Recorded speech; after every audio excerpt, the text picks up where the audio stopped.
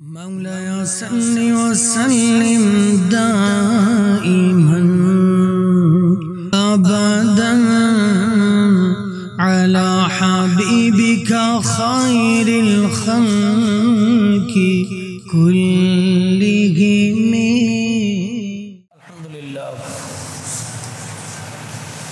الحمد لله الذي وحده والصلاة والسلام على من لا نبي بعده. أما بعد فأعوذ بالله من الشيطان الرجيم. بسم الله الرحمن الرحيم. قال الله تبارك وتعالى في القرآن المجيد والفرقان الحميد: هل ينظرون إلا أن يأتيهم الله في ظلل من الغمام والملائكة وقضي الأمر وإلى الله ترجع الأمور. صدق الله المولانا العظيم. مولاي صل وسلم دائما ابدا على حبیبک خیر الخلق کلہم. محبوب کریم رؤوف رحیم علیہ افضل الصلاۃ والتسلیم کی بارگاہ بکس پناہ میں ہدیہ درود و سلام پیش فرمائے. اللہم صلی علی سیدنا مولانا محمد صلی اللہ علیہ وسلم. صلاۃ و سلام علیک یا سیدی یا نبی اللہ وعلی آلک و اصحابک یا نور اللہ.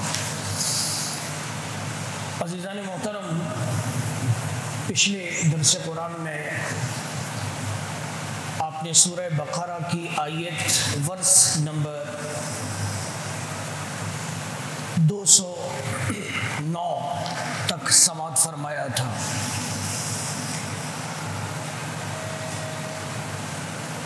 اور آج آیت نمبر 210 سے ہم اس کو شروع کریں گے. سب سے پہلے آیت کریمہ کا ترجمہ سماعت فرمائیں، پھر اس کے بعد اس آیت کا پچھلی آیات سے جو تعلق ہے وہ آپ کی خدمت میں عرض کرتا ہوں. آپ لوگ خوش نصیب ہیں کہ آپ درس قرآن کی محفل میں بیٹھے ہوئے ہیں اس دور میں کہ جب ہر طرف فتنے اور فساد اور گمراہیت کی آندھیاں چل رہی ہیں، اور اس دور میں آپ یہاں اس اللہ کے گھر میں بیٹھے ہیں کہ جب دین کے خلاف طرح طرح کی سازشیں ہو رہی ہیں. عملیاتی میدان میں، عملی میدان میں مسلمان ذبح و حالی کا شکار ہے، اور طرح طرح کے درندے سیاسی اور مذہبی اعتبار سے مسلمانوں کو نوچ نوچ کر کھا رہے ہیں. ایسی حالت میں میرے بھائیو، ایک اللہ کا کلام ہی تو ہے کہ جو دلوں کو سکون دے گا، جو پریشان حال لوگوں کی پریشانی کو دور کرے گا. اس لیے درس قرآن سے بڑی محفل کوئی نہیں ہو سکتی. آپ لوگ خوش نصیب ہیں. اللہ رب العزت قرآن کریم فرقان حمید میں ارشاد فرماتا ہے: سل بنی هل ينظرون الا ان ياتيهم الله في ظلال من الغمام. کاہے کے انتظار میں ہیں. ذرا توجہ کریں پہلے ترجمے پر. کاہے کے انتظار میں ہیں، کس چیز کے انتظار میں ہیں؟ مگر یہی کہ اللہ کا عذاب آئے چھائے ہوئے بادلوں میں، اور فرشتے اترے، وقضی الامر، اور کام ہو چکے، وإلی اللہ ترجع الامور، اور سب کاموں کی رجوع اللہ کی طرف ہے. اب بظاہر ایک آدمی جو اس آیت کے ترجمے کو سنے گا، بس سنے گا، اسے کیا سمجھ میں آئے گی یہاں کیا بات ہو رہی ہے؟ پچھلی آیات سے اس کا تعلق ہے، اور پچھلی آیات میں اس کا مفہوم کیا ہے میں تھوڑا سا ریکیپ کر دوں آپ کے سامنے. آپ نے سنا تھا کہ اللہ رب العزت نے ذکر فرمایا ایک پورا گھیراؤ کیا ہے، وہ آپ کی خدمت میں عرض کر دوں اس پورے درس کا. دیکھیں، میں پہلے بھی عرض کر چکا ہوں، قرآن اترنا شروع ہوتا ہے، اس وقت کی سچویشن کیا تھی، صورتحال کیا تھی، ایٹماسفیئر کیا تھا؟ وہ یہ تھا کہ 3-4 کیٹیگری کے لوگ تھے اس پورے قرآن قرآن کی گفتگو انہیں پر ہے، قیامت تک انہیں پر ہوگی۔ نمبر 1 مشرکین مکہ، بت پرست لوگ، ٹھیک ہے، ہجرت کر کے آقا دو جہاں صلی اللہ علیہ وسلم مدینہ تشریف لاتے ہیں تو کون سے لوگ ہیں؟ مدینہ پاک میں تمام ہولڈ کس کا ہے؟ یہودیوں کا۔ اہل عرب بھی موجود ہے، اوس اور خزرج بھی موجود ہے، لیکن کیا یہ بنو خزاعہ وغیرہ یہ یہودی موجود ہیں وہاں پر۔ پھر عیسائی بھی ہیں، پھر انہی کے اندر مدینہ پاک میں منافقین بھی موجود ہیں۔ اب دیکھو نا، ذرا سوچو، اور اراؤنڈ دا ورلڈ کیا سچویشن ہے؟ روم، ہرقل عیسائی، نصارہ، کسرا آتش پرست، ایران سپر پاور، یہ سارے لوگ۔ اب یہ یعنی آتش پرست بھی ہیں، بت پرست بھی ہیں، مدینہ پاک میں یہ صورتحال ہے، منافقین بھی موجود ہیں، یہودی بھی موجود ہیں۔ سب کچھ جو کچھ ہوگا وہ انہی کے گرد گھومے گا۔ جو آیتیں اتر رہی ہیں وہ سب انہی کے گرد گھومیں گے۔ میں قرآن کی سمجھنے والوں کے لیے یہ بات عرض کرنا چاہ رہا ہوں کہ اس لیے ان تمام آیتوں کو دیکھیں، پھر اسی کو دیکھیں۔ اب اس وقت جب ہم یہ درس دے رہے ہیں، اس وقت کتنی کمیونٹیز ہیں دنیا میں، کتنے مذاہب ہیں؟ ہند، انڈیا کیا ہے؟ مشرکین، بت پرست، امریکنز، نصارہ، عیسائی، اسرائیل کیا ہے؟ یہودی، فرینچ ہو گئے، برٹش ہو گئے، یہ تمام کے تمام لوگ کیا ہے؟ اور ایران بظاہر مسلمان ملک ہے اور ہے بھی، لیکن اندرون خانہ کیا کچھ ہے وہ کبھی انشاءاللہ ذکر ہوگی، اس پہ بھی بات ہوگی۔ اصفہان وہیں پر ہے ایران میں، اور اسرائیل سے زیادہ یہودی اصفہان میں ہیں اس وقت بھی۔ اس لیے یہ بھول جائیں کہ کبھی بھی اسرائیل ایران پر حملہ کرے گا، یہ گرینڈ گیم ہے، اندر سے سب ملے ہوئے ہیں۔ یہودی کی جان بڑی قیمتی ہے، وہ دنیا سے بہت محبت کرتا ہے، اس لیے اصفہان پر ایران حملہ کرے گا، وہ اسرائیل حملہ کر ہی نہ دے، ٹھیک ہے۔ اب بھی وہی صورتحال ہے۔ اب اس آیت کا پس منظر یہ ہے کہ اللہ تعالیٰ نے ان تمام لوگوں کو کہا، بنی اسرائیل یعنی یہود و نصارہ، ان کو کہا، مشرکین مکہ کو کہا کہ تمہارے سامنے یہ سارے دلائل آ چکے ہیں، تم ایمان قبول کر لو، تم رسول اللہ کی غلامی کو قبول کر لو، تم اللہ تعالیٰ کے احکامات کو قبول کر لو۔ منافقین کو کہا کہ تم کیوں دل میں بغض رکھتے ہو میرے رسول کا، تمہارے سامنے ساری نشانیاں آ چکی ہیں۔ ان سب کو اللہ تعالیٰ نے کہا، فردن فردن سب کو اللہ رب العزت نے فرمایا۔ پھر اللہ تعالیٰ نے فرمایا کہ وہ مسلمان کہ جو اسلام قبول کر چکے ہیں، جو یہودیوں کی، نصرانیوں کی رعایت کرتے ہوئے مسلمان ہو کر بھی ان کا خیال کر رہے ہیں، اللہ تعالیٰ نے ان کو تنبیہ کی، اور پچھلی آیت میں فرمایا ادخلوا فی السلم کافہ، تم اسلام میں پورے کے پورے داخل ہو جاؤ۔ حضرت سیدنا عبداللہ بن سلام رضی اللہ عنہ کے لیے جو کہا، اور ان کے ساتھیوں کے لیے، وہ آپ سن چکے ہیں۔ پھر اللہ تعالیٰ نے مسلمانوں کو کہا کہ تم ان شیطانوں کی، ان ابلیسیت مارے لوگوں کی نشانیوں پر مت چلو، تم ان کے کہواوے پر، ان کے کہنے پر مت چلو، لا تتبعوا خطوات الشیطان، شیطان کے قدموں پر قدم مت رکھو، اس کی اطاعت مت کرو، وہ تمہارا کھلا دشمن ہے۔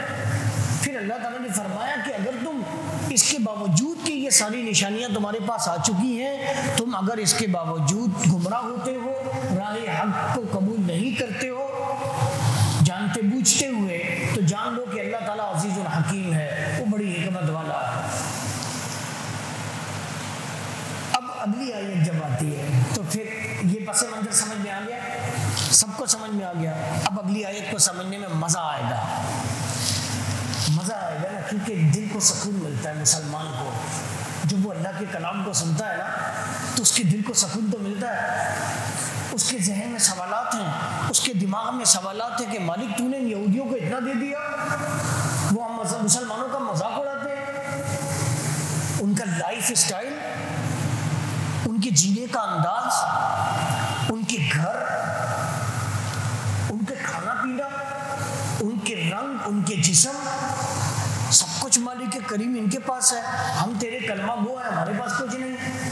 ممکن ہے کہ کوئی یہ سوچے؟ تو آؤ نا، جواب تمہیں مل تو رہا ہے۔ سنو جواب، اللہ تعالیٰ فرماتا ہے حل ینظرون، تو کس چیز کے انتظار میں ہیں یہ لوگ؟ غلط راستہ اختیار کرنے سے روکا گیا ہے پچھلی آیات میں، اور اب ان آیات میں اس کی سزا کا بیان ہو رہا ہے کہ اگر تم نے سب کچھ تمہیں بتا دیا گیا ہے، اگر تم پھر بھی غلط راستہ اختیار کرتے ہو تو اب اس کی سزا سن لو کہ اس کی سزا کیا ہے۔ ایک بات، دوسرا یہ کہ حقانیت اسلام کی روشن دلیلیں آ چکی ہیں۔ قرآن خود، صاحب قرآن خود، حضور علیہ السلام کے معجزات، اسلام کی حقانیت پر عقلی اور نقلی دلائل سب کچھ آ چکے ہیں، سب کچھ پتہ ہے تم لوگوں کو۔ تو پھر اللہ تعالیٰ فرما رہا ہے کہ اب بھی یہ ایمان قبول نہیں کرتے، تو پھر اس کا مطلب یہی ہے کہ انہیں انتظار ہے۔ یہ کس چیز کے انتظار میں ہے؟ یہ اس چیز کے انتظار میں ہے کہ یہ فرشتوں کو دیکھیں، عذاب کے فرشتے عذاب لے کر آئے اور وہ ان پر عذاب اتارے، اللہ کا عذاب ان پر نازل ہو۔ مگر یہ سن لو، اس عذاب کا دیکھنا، ان فرشتوں کو دیکھنا تمہارے لیے بہتر نہیں ہوگا، کیونکہ جب دیکھ لیا تو پھر نو اپالوجائز، مالک ہمیں معاف کر دے۔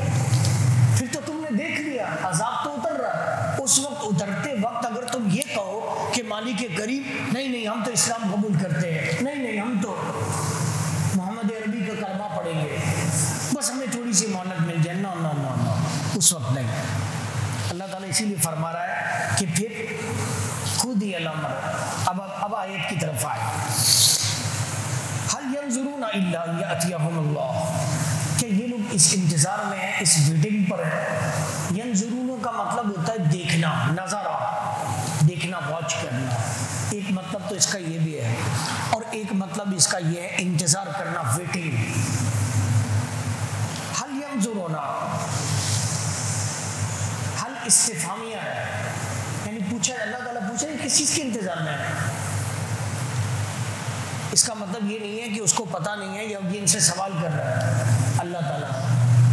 یہ خطاب مسلمانوں سے ہے، اور یہ خطاب آقا دو جہاں صلی اللہ علیہ وسلم سے ہے، قیامت تک آنے والے مسلمانوں سے ہے، سب سے ہے۔ ذرا ان سے پوچھو تو صحیح بھائی، جب ہم کسی کو جب غصہ ہوتے ہیں تو ہم کیا کہتے ہیں اپنے گھر والوں کو؟ ذرا اس سے پوچھو میں نے اس کو یہ نہیں کہا تھا، اس کا کیا مطلب ہوتا ہے؟ اس سے سوال کر رہے ہیں یا اس کو بتا رہے ہیں؟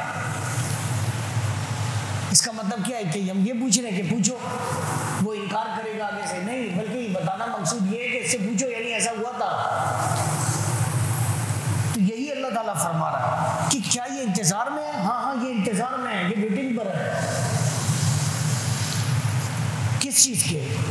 ان یاتیہم اللہ فی ظلال من الغمام والملائکہ،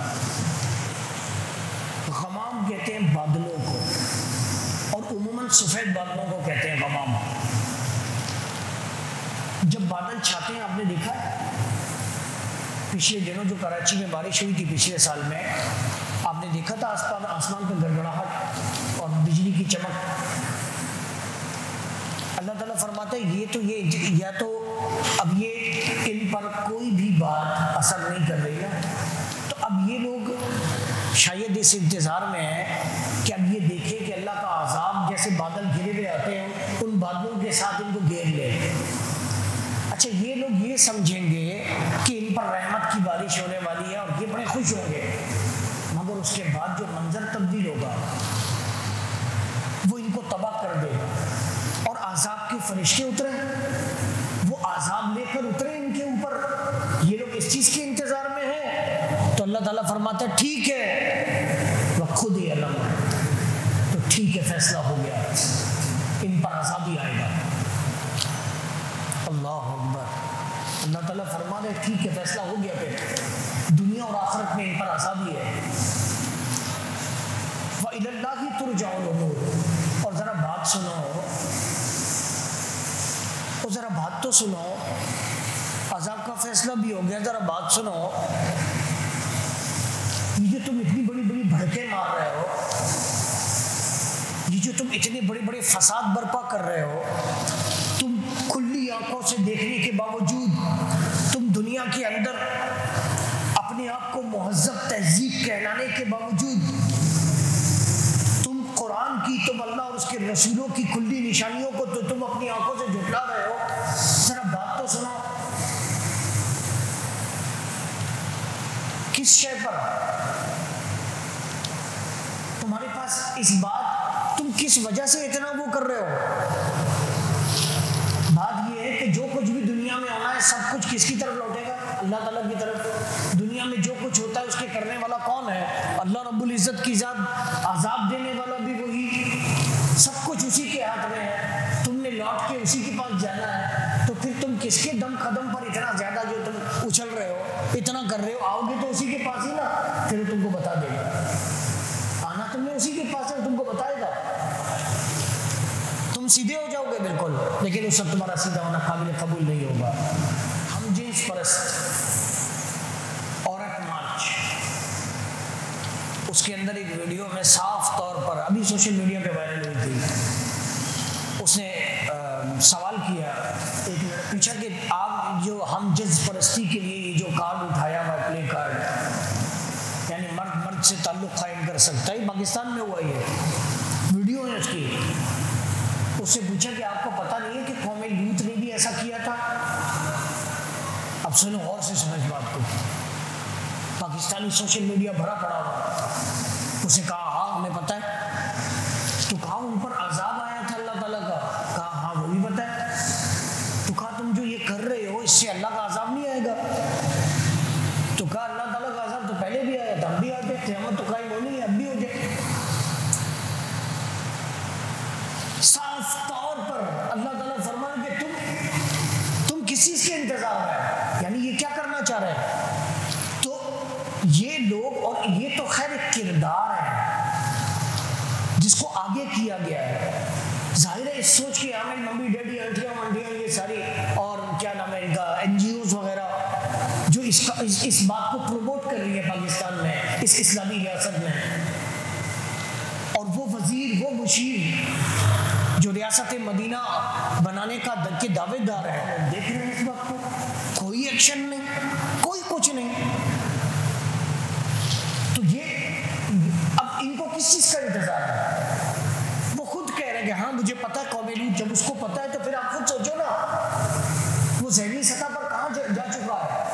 وہ کہہ رہے ہیں کہ ٹھیک ہے عذاب آنا ہے تو آ جائے، تو ان لوگوں کے لیے صرف اتنا کہنا ہے کہ انتظار کرو، وہ رب کا عذاب تم پر آئے گا۔ اللہ تعالیٰ فرماتا ہے اور وہاں تم نے پہنچنا ہے نا قیامت کے دن، تم تو مختصر سے وقت کے لیے ہو یہاں پر، مر جاؤ گے، تمہارے مرنے پر نہ کسی کو افسوس ہوگا نہ جنازہ ہوگا، پتہ نہیں کس طرح تم مرتے ہو، مرتا تو ہے تم نے۔ وہاں جب تم پہنچو گے قیامت کے دن تو پھر اس دن اللہ تعالیٰ تمہیں بتائے گا، اور کس شے پر، ان یہودیوں نصرانیوں کی شے پر تم کر رہے ہو اے منافقین، تو پھر دیکھو وہ تمہارے ساتھ کیا کرتا ہے۔ اللہ تعالیٰ فرماتا ہے، اچھا پھر یہاں پر ایک اور بات عرض کرنا چاہوں گا، دیکھو انسانی فطرت دو طرح کی ہے، انسانی نیچر، ایک تو وہ ہے کہ جس کو جب آپ پیار سے سمجھاتے ہیں، دلیلوں سے سمجھاتے ہیں تو وہ سمجھ جاتا ہے اور وہ اس کام سے باز آ جاتا ہے، اور ایک وہ فطرت ہے جن کو آپ جتنا سمجھا لیں، جتنا بول لیں، لیکن وہ باز نہیں آتے، تو پھر اس کا علاج کیا ہے؟ بولے ڈنڈا، کیا علاج ہے اس کا؟ سوٹی۔ اللہ تعالیٰ نے انہی کے بارے میں فرمایا، پہلے پیار سے سمجھایا ان لوگوں کے لیے کہ جو عقل سے سمجھ جاتے ہیں، اپنے رب کے خوف میں، اس کی محبت میں اپنی جان تک کو گروی رکھ دیتے ہیں، بیچ دیتے ہیں۔ سنا تھا نا آپ نے پچھلی آیات میں، ان کو تو اللہ تعالیٰ نے پیار سے سمجھایا، پھر جو ساری باتوں کا سمجھنے کے باوجود نہ مانے تو پھر اللہ تعالیٰ نے ان کو دکھائی ڈنڈی، سوٹی، عذاب کی، آ جاؤ اب، نہیں مانتے ہو تو پھر تم اس طرح مانو گے۔ پھر یہ کہ تم کس کے بھروسے پر یہ سب کچھ کر رہے ہو، تمہارا وہ بھروسہ ختم ہو جائے گا، قیامت کے دن وہ تمہیں بتا دے گا۔ یہاں پر اب جو بات کرنے جا رہا ہوں ذرا پوری توجہ میری طرف رکھیے گا. دیکھیں بدبخت جو ہوتا ہے، بدبخت آدمی، اس کی دلیل بیکار ہوتی ہے. کیا ہوتی ہے؟ اب یہ جو سیکولر ہیں، لبرلز ہیں، کمیونزم کے مارے ہیں، لادین ہیں، الہاد والے ہیں، ذاکر نائک جیسے، اپنے غامدی جیسے منکر حدیث، ذاکر نائک جیسے منافقین، جو پروفیسر ہے، جس کا دین سے کوئی تعلق نہیں لیکن پروفیسر ہے، چرب زبان ہے، گمراہ کر رہے ہیں لوگوں کو. ان بدبختوں کو یہ جو دلیل دیتے ہیں نا، یہ بیکار ہے، کیونکہ قرآن کے مقابلے میں تو یہ کچھ بھی نہیں. یہ قرآن کے مقابلے میں جو دلیل لے کر آ رہے ہیں وہ بیکار ہیں، بدبخت ہیں یہ لوگ. اس کی کوئی وزن نہیں ہے اس بات میں.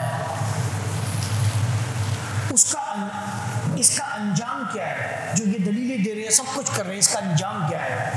عذاب نار، جہنم کا عذاب.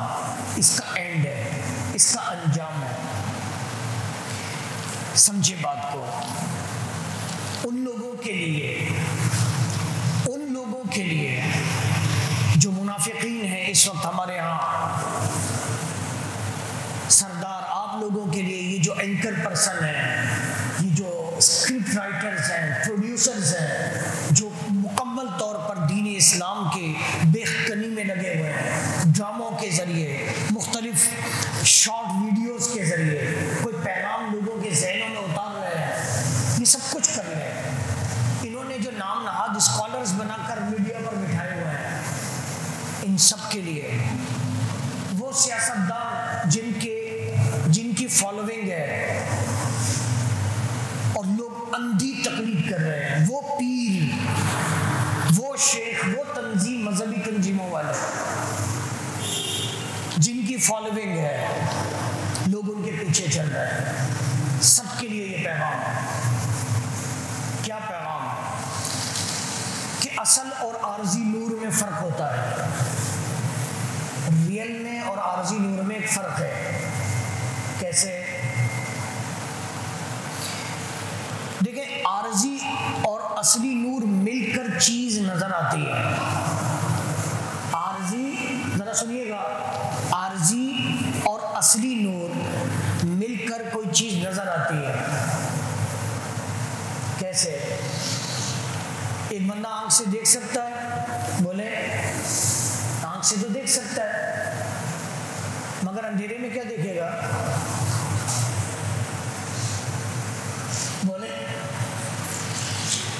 بولے نا، اندھیرے میں کوئی دیکھ سکے گا؟ اس کی آنکھیں تو ہیں لیکن وہ دیکھ نہیں سکتا. اسی طرح اندھا ہے لیکن روشنی ہے، کیا وہ دیکھ سکتا ہے؟ بولے روشنی ہے لیکن آدمی کا اپنی آنکھیں بند ہیں، وہ اندھا ہے، کیا وہ دیکھ سکتا ہے؟ نہیں دیکھ سکتا. اب یہی بات کو ذہن میں رکھیے کہ یہ عارضی نور یعنی آنکھوں کا نور آپ لے لیں اور چراغ کا عارضی نور لے لیں یا سورج کا نور لے لیں. آنکھوں کا نور اور سورج کی روشنی دونوں مل کر یا چراغ کی روشنی دونوں مل کر آدمی دیکھ سکتا ہے. یہ باتیں ذرا ذہن میں رکھیے گا، دونوں چیزیں مل کر آدمی دیکھ سکتا ہے. اسی طرح دل اور دلیل دونوں کی روشنیاں ضروری ہیں. دل اور دلیل دونوں کی روشنیاں، دونوں کے نور کی ضرورت ہے. یہ دونوں مل کر ہی اس کو ہدایت مل سکتی ہے. اب بے بصیرت آدمی اور بے رہبر آدمی، اس کے پاس دلیل تو ہے لیکن وہ بے رہبر ہے، بے بصیرت ہے، دل کی بصیرت اس کے پاس نہیں ہے، تو اب وہ منزل مقصود تک نہیں پہنچ سکتا. اب کیا مطلب ہے ان باتوں کا؟ مزید تھوڑی سی تفصیل دے دیں. وجہ یہ ہے کہ آپ کے لیے اس بات کو سمجھنا بہت زیادہ ضروری ہے اس آیت کے تحت. دیکھیں، جو چیزیں ظاہری حواس حواس سے معلوم نہ ہو سکے. اب اس کو میں تھوڑا سا اور واضح کر دیتا ہوں. انسان کے ظاہری حواس کتنے ہیں؟ بولے 5. حواس خمسہ، حواس کا مطلب جن چیزوں سے آپ محسوس کر سکتے ہیں کسی چیز کو. ہاتھ سے آپ چھوتے ہیں تو آپ کو محسوس ہوتا ہے، ناک سے سونگھتے ہیں تو آپ کو محسوس ہوتا ہے، زبان سے چکھتے ہیں تو آپ کو محسوس ہوتا ہے، آنکھوں سے دیکھتے ہیں تو آپ کو. یہ حواس خمسہ ہے. 5 حواس ہیں انسان کے.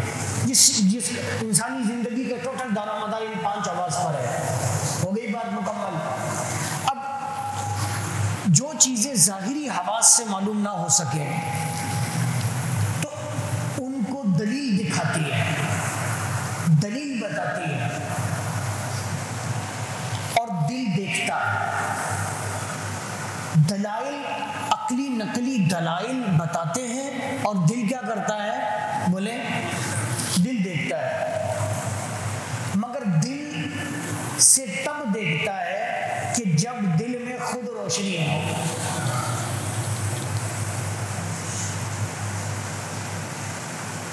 اب سبحان اللہ بھی تو بولے نا. آنکھ ہے بھائی میری، بھائی آنکھ تو ہے لیکن اس میں روشنی ہوگی تو دیکھے گا. دل سے تب دیکھے گا جب اس کے اندر خود روشنی ہو. مثال کے طور پر انبیاء کرام علیہ السلام کے جو معجزات ہیں وہ کیا ہے؟ دلیل ہے. کس چیز کی دلیل ہے؟ نبوت کی دلیل ہے، اللہ تعالیٰ کی حقانیت کی دلیل ہے. جو معجزات ہیں، جب معجزات دیکھتے ہیں تو کیا ہوتا ہے؟ اللہ تعالیٰ پر یقین بڑھ جاتا ہے. مگر یہ معجزات کام جو آئے نا وہ آئے صحابہ کرام کے. کس کے کام آئے؟ ابو جہل کے کام نہیں آئے. ارے میرے بھائی، نبی کریم صلی اللہ علیہ وسلم کے ابو جہل آیا سامنے، کہنے لگا بتاؤ اے محمد صلی اللہ علیہ وسلم میرے ہاتھ میں کیا ہے؟ تو حضور علیہ السلام نے فرمایا کہ میں یہ بتاؤں کہ تمہارے ہاتھ میں کیا ہے؟ یہ جو تمہارے ہاتھ میں ہے وہ بتائیں کہ میں کون ہوں. میں تو یعنی اس کو بھی یقین تھا، ابو جہل جاہلوں کا باپ ہونے کے باوجود اس کو یقین تھا نبی کو علم غیب ہوتا ہے، نبی کو علم غیب ہوتا ہے. مگر یہ آنکھوں والے اندھے، ان کو پتہ نہیں چل رہا کہ نبی کے پاس کیا ہے. کیوں ایسا کیوں ہے؟ اس کی وجہ یہی ہے جو ابھی بیان کر رہا ہوں. ابو جہل تو مجھ سے یہ پوچھنا چاہتا ہے کہ تیرے ہاتھ میں کیا ہے؟ میں یہ بتاؤں گا جو تیرے ہاتھ میں ہے وہ بتا دے کہ میں کون ہوں. اس کے ہاتھ میں کنکر تھے، ان کنکروں میں سے آواز آنے لگی اشہد ان لا الہ الا اللہ و اشہد انک رسول اللہ. ہم گواہی دیتے ہیں آپ اللہ کے رسول ہیں. یہ سب ابو جہل کے کام نہیں آئے لیکن صحابہ کرام کے کام آ گئے. اور کیسے کام آئے کہ جب حضور علیہ الصلوۃ والسلام دیکھیں جب معراج سے واپس آئے وہ سارا کافروں نے انکار کر دیا تو لوگ مزے لینے کے لیے آ گئے سیدنا صدیق اکبر ان کے پاس اور کہنے لگے پتہ ہے کہ آپ کا دوست محمد صلی اللہ علیہ وسلم کیا کیا عجیب باتیں کر رہا ہے کہ میں رات کے تھوڑے سے حصے میں یہاں گیا، یہ ہوا اور میں واپس بھی آ گیا. تو سیدنا صدیق اکبر نے کہا کہ اگر وہ کہتے ہیں تو سچ ہی کہتے ہیں، وہ بالکل ٹھیک کہتے ہیں. اگر میرا دوست میرے محبوب یہ کہتے ہیں تو بالکل صحیح کہتے ہیں. کوئی دلیل مانگی، کوئی کچھ مانگا. یہ معجزات صحابہ کرام کے کام آئے، رسول کی محبت صحابہ کے کام آئی، ابو جہل کے کام نہیں آئی. کیوں؟ اس لیے کام نہیں آئی کہ آنکھیں تو تھی اس کے پاس، دل تو ہے اس کے پاس مگر روشن نہیں ہے. فٹنگ وائرنگ یہ ہوئی نہیں ہے. بولے بلب بھی لگا دے، سب کچھ کر دے، مگر جب تک اس میں بجلی نہیں ہوگی تو یہ کام کرے گا؟ ارے میرے بھائی دل تو ہے اس کے پاس مگر ہدایت کا کرنٹ اس کے اندر. اسی طرح بعض امراض ایسے ہیں جو دل کی روشنی کو بھی، دل کے نور کو بھی ختم کرتی ہیں. اور وہ کیا ہے؟ حسد، بغض، کینہ. یہ یہ ساری چیزیں دل کے نور کو ختم کر دیتی ہیں، اور جس طرح بعض دوائیں اور سرمے آنکھوں کی بینائی میں اضافہ کر دیتی ہیں، بادام بھگو کر کھاتے ہیں آنکھوں کی روشنی تیز ہو جائے، اسی طرح بعض عمل بھی ایسے ہیں کہ جو دل کے نور کو بڑھا دیتے ہیں۔ اور وہ کیا ہے؟ وہ ہے در اولیاء کی خاک کا سرما لگانا۔ اولیاء اللہ کے در، اولیاء اللہ رب کی ایسی نشانیاں ہیں کہ ان کی در کی حاضری، ان کی بارگاہ کی صحبت، کچھ آپ بولیں یا نہ بولیں وہاں سو جائیں، آپ کے دل کے نور کو بڑھا دیں گے۔ مولانا روم رحمۃ اللہ تعالی علیہ فرماتے ہیں سرما کن در چشم خار اولیاء، اولیاء کے در کی خاک اپنی آنکھوں میں لگا۔ فرماتے تابا بیزا ابتدا تا انتہا، تو زندگی کی ابتدا اور انتہا تک روشن بین رہے گا، تیرے دل کے اندر نور ہی نور رہے گا، اور تیرا دل اخیارہ ہو جائے گا، اس نور سے تو دیکھنا شروع کر دے گا، ہدایت کا نور تجھے نظر آنے لگ جائے گا، تو اولیاء کے در کی خاک چھان۔ ایک اور بات جو اس میں ہے وہ آپ کے ایمان کو تازہ کرے گی، وہ یہ ہے کہ اللہ تعالیٰ اور اس کے رسول صلی اللہ علیہ وسلم کے فرمان جو ہیں، ان کے فرمودات یہ ہدایت کے نشان ضرور ہے کہ ان سے ہدایت ملتی ہے۔ نشان سے کیا مراد ہے؟ پہلے بھی میں نے ذکر کیا تھا، جو آیات آئی تھی، کون سی آیات تھی؟ ان الصفا والمروہ من شعائر اللہ، صفا اور مروہ اللہ کی نشانیاں ہیں۔ اس نشانی پر میں نے تمام بحث کی تھی۔ اس پر روڈ پر آپ جا رہے ہوتے ہیں، سائن بورڈ لگا ہوا ہوتا ہے، ایرو کا نشان ہوتا ہے کہ یہاں پر ایئرپورٹ ہے، یا ہر میرے خیال میں 10 کلومیٹر کے بعد جو نشان لگے ہوئے ہوتے ہیں کتنے کلومیٹر باقی ہے۔ یہ نشانیاں ہیں، یہ پہچان ہے، ان سے ہدایت حاصل ہوتی ہے، ان سے معلومات حاصل ہوتی ہے۔ یہ نہ ہو تو بندہ گیا کون سا ہے؟ تو یہ اللہ کے فرمان اور رسول اللہ صلی اللہ علیہ وسلم کے فرمان جو ہیں یہ ہدایت کی نشانیاں ہیں، مگر یہ ہدایت کی نشانیاں لازمی طور پر ہیں، مگر یہ فیضان کے بغیر بیکار ہے۔ جب تک فیض نہیں ملے گا تب تک ان سے کوئی فائدہ نہیں اٹھا سکتا۔ صحابہ کرام کو فیض ملا اور انہوں نے اس سے فائدہ اٹھایا، ابو جہل کو نہیں ملا۔ صوفیہ کرام فرماتے ہیں کہ یہ جو فیضان ہے یہ غیبی فیضان اس دل پر ہوتا ہے، اس قلب پر ہوتا ہے جہاں نرمی اور عاجزی کی فروتنی ہو۔ جس دل میں عاجزی ہو، نرمی ہو، جو دل سخت ہو، وہاں یہ فیضان نہیں اترتا۔ دیکھو آپ نرم مٹی سے ہی آپ برتن بنا لیتے ہیں، لوہا جب گرم ہو کر نرم ہوتا ہے نا، تو نرم ہونے کے بعد آپ اس سے مشین کا جو پرزہ بنانا ہے بنا لو۔ زمین جب نرم ہوتی ہے تو اس میں بیج ڈال کر وہ کاشت کے قابل ہو جاتی ہے۔ کیا سخت زمین میں بھی کبھی پھول اور پودے نکلے؟ بولے یہی وہ بات ہے کہ جو دل سخت ہوگا اس پر یہ فیضان اثر نہیں کرے گا، اس میں فیضان آ ہی نہیں سکتا۔ دل کی نرمی سب سے زیادہ ضرورت ہے۔ تو یہاں ارشاد ہو رہا ہے، اللہ تعالیٰ فرما رہا ہے اس آیت میں کہ جن بدبختوں کو تمہاری نصیحت کام نہ دے، ان کافروں کو تمہاری نصیحت کام نہ دے، ان حکمرانوں کو تمہاری نصیحت کام نہ دے، ان وزیروں مشیروں کو تمہاری نصیحت کام نہ دے، تو اللہ تعالیٰ فرماتا ہے کہ وہاں فیضان نہ ہو، نصیحت کام نہ دے، تو پھر خود ہی علامت اب ان پر عذاب ہی آئے گا، اب یہ عذاب میں ہی گرفتار ہوں گے، ان پر اللہ رب العزت کا عذاب آئے گا۔ وقت مجھے بتائیں گے کیا ہوا؟ اور خود بولو گے ایک آیت ہی نہیں ہوئی پوری، ابھی تو ایک آیت پوری نہیں ہوئی۔ چلیں اسے یہیں پر ختم کرتے ہیں، میں زیادہ وقت نہیں لوں گا آپ کا۔ تو بات سمجھ میں آ گئی۔ ناموس رسالت کے اوپر اس کے قانون میں تبدیلیاں کرنے کے لیے قومی اسمبلی میں یہاں وہاں قادیانیوں کو خاموشی کے ساتھ اندر داخل کر رہے ہیں، اسلام کی بیخ کنی میں لگے ہوئے ہیں۔ ان کو دنیا کا ہر کام پاکستان میں چاہیے مگر دین نہیں قبول۔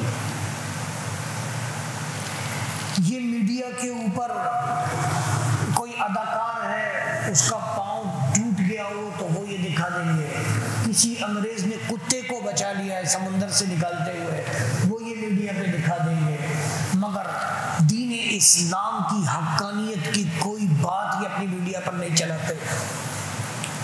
جو ان کو برا بھلا کہہ رہے ہیں، ان کو سرے عام گالیاں دے رہے ہیں، وہ ٹی وی پر لائیو آ رہا ہے، مگر رسول اللہ صلی اللہ علیہ وسلم کے دین کے چاہنے والوں کے لیے ناموس رسالت کے پروانے جو احتجاج کرتے ہیں، میڈیا پر یہ ان کو کہہ دیتے کہ اس کو مت دکھانا، اس کو دکھاؤ گے تو ہمارے آقا، ہمارے ابو جی جو ہمیں پال رہے ہیں وہ ہم سے ناراض ہو جائیں گے، وہ ہمارے فنڈنگ روک دیں گے۔ کر لو جو کرنا ہے، تم نے جو کرنا ہے کر لو، تمہارے سامنے ساری نشانیاں کھلی پڑی ہے، تم ملا لو اپنے ساتھ جس کو ملانا ہے، تم کر لو جو کرنا ہے۔ اللہ فرما رہا ہے تمہارے لیے خود ہی علم، فیصلہ پھر ہو چکا۔ تمہارے دل اتنے سخت ہو گئے کہ تمہیں مسلمانوں کا رونا پیٹنا نظر نہیں آتا، تو خود ہی علم، فیصلہ ہو چکا اور تم پر عذاب آئے گا۔ دیکھ لو میرے بھائیوں، ان کو کوئی سکون ہے ایک سیکنڈ کا بھی؟ ان میں سے کسی کو بھی ایک دوسرے پہ بھروسہ ہے؟ ہرگز نہیں ہے۔ ایک دوسرے کے ساتھ خوار ہے، کجل خوار ہے۔ اللہ رب العزت اپنے حبیب علیہ السلام کے طفیل ان بدبختوں سے ہماری جان چھڑا۔ آمین بجاہ النبی الامین صلی اللہ علیہ وسلم۔ وآخر دعوانا الحمدللہ رب العالمین۔ مولاي صل وسلم دائما أبدا على حبيبك خير الخلق كل